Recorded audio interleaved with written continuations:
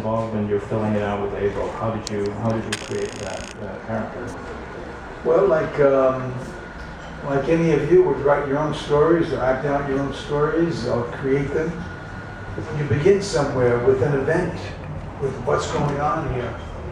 And then how do you work yourself into that event? What could be going on here to explore? This all sounds a bit esoteric, and maybe it is. But somehow the discipline of improvisation is an important one. It can introduce you to uncovering an event. You know that I need some money from you. You need money. And you have to get it because you need it for this reason or that reason. And then you say, okay, go in and get the money. And then you tell the other person, well, you don't have any money really, but whatever little money you have, you really don't want to tell anybody about it. And you start to create an event that is in the screenplay that you read. And you start creating proximally to it, close to it. And then you build it up with more improvisations until you come perhaps to some essence of the scene that you're trying to get at. I probably could give a lot of examples about it using the Bad Lieutenant because a lot of it was improvised. But for those of you who have seen the movie, you want to know about improvisation, see it. And you'll see a lot of improvisation in it.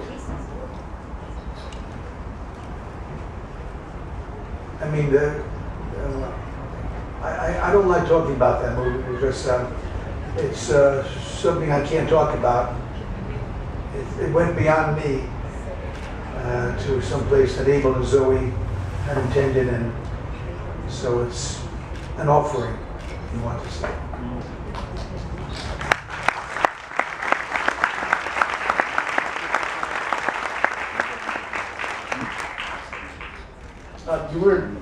To come back to your training, you were trained in a very particular method, the Stanislavski method is what you studied.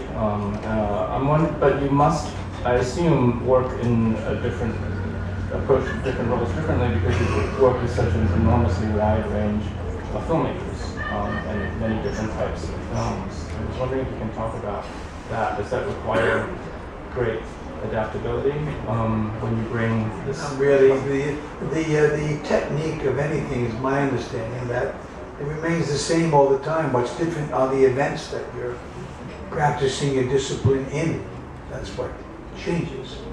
But your technique for the most part stays the same. But the method I learned as a young actor in New York, along with a lot of people whom you know, it differs. The method remains the same. What differs is what you take from it. It always comes back to you. No method can do it for you. How did Van Gogh mix his colors? I mean, he studied, but he mixed them some way and came up with this and that, and on and on. So the technique is rather simple. You can learn that simply, but to learn how to utilize it is the real trick, and that takes time and doing. I'd like to maybe open it up to... I'm still working on it, by the way. Really. Should we take a few questions from the audience?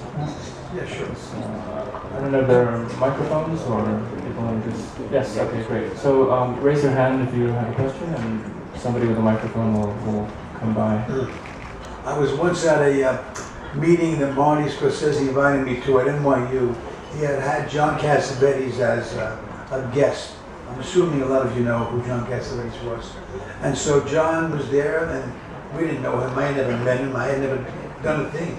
And he got up there, and no one wanted to ask him a question. So Barney said, listen, no one's going to ask me a question. I'm leaving. So people start to ask questions then. So somebody started.